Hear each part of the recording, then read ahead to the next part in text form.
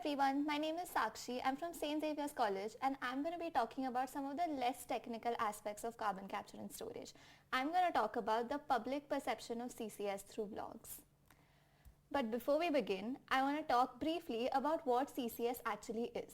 So when we burn fossil fuels, we trap the carbon dioxide that is released from this combustion, we transport it through pipelines and we store it in geological or marine formations. And this process is called carbon capture and storage or carbon capture and sequestration. Now coming to the second aspect of my research, which is blogs. What are blogs?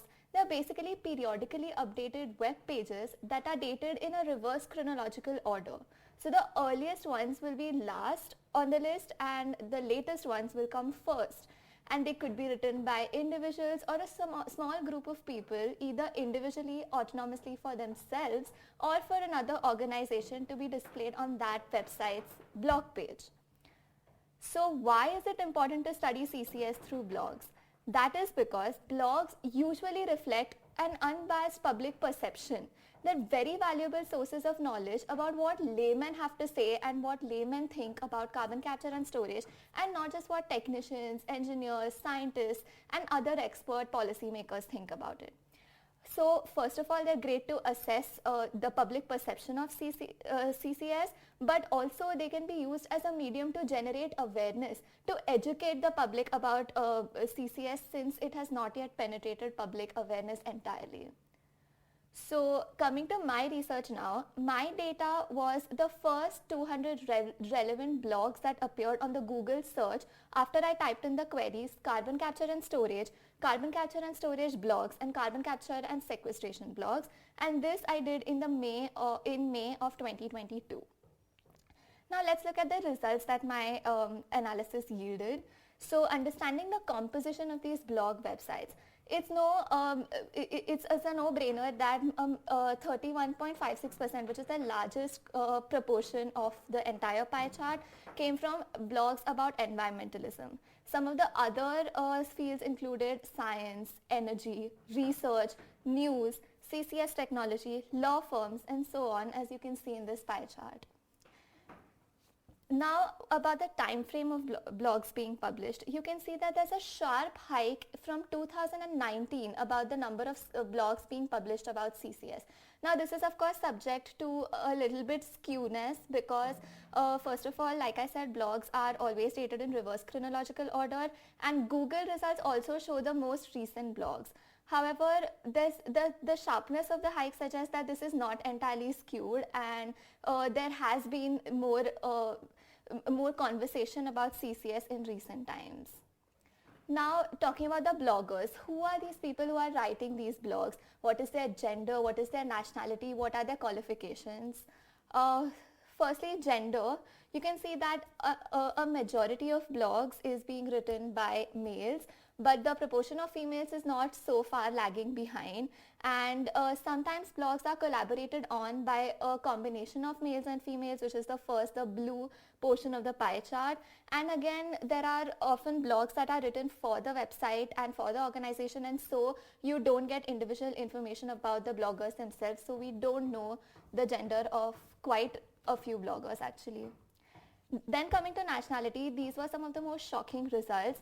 Almost half of the blogs were written from the USA, and if you count USA, UK and Canada, more than 75%, that is more than 3/4 of the blogs were written from these three countries.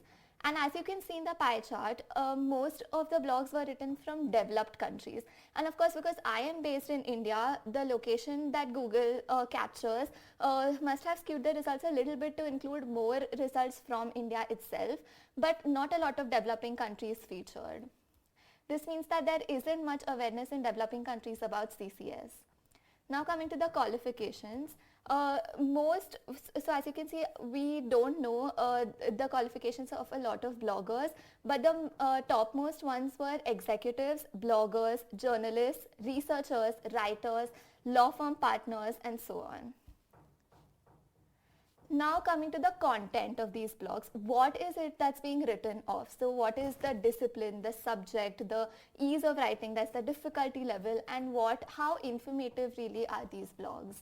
So the field of study again, which is very closely tied into the qualifications of the bloggers, is environmentalism. But apart from environmentalism, there's policy making, technology, business, politics, geoengineering, economics, industry, and so on.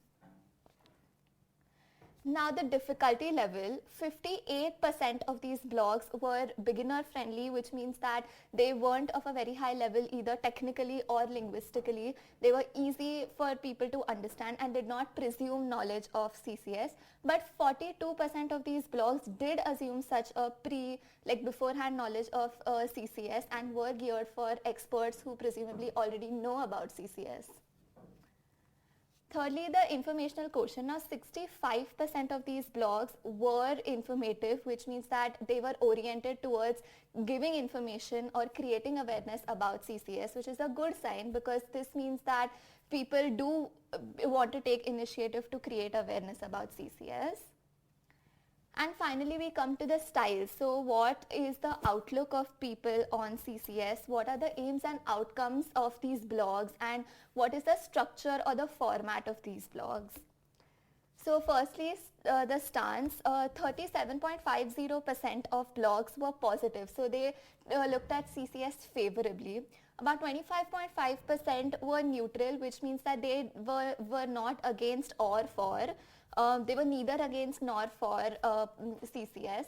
25.50% of these blogs were critical, which means that they clearly looked at the pros and cons, the positives and the negatives of CCS technology, whereas 11.50% and many of these countries from 11.50% were Australia and New Zealand and from the southern hemisphere, and these were negative. So they had a negative outlook towards CCS. They did not look upon CCS very favorably.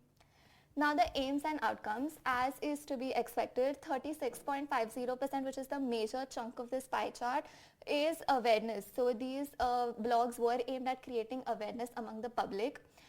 Some of these also looked at critical reviews of recent developments or gave news about recent developments or tried to persuade the audience to a certain way to look at CCS either favorably or non-favorably, and so on.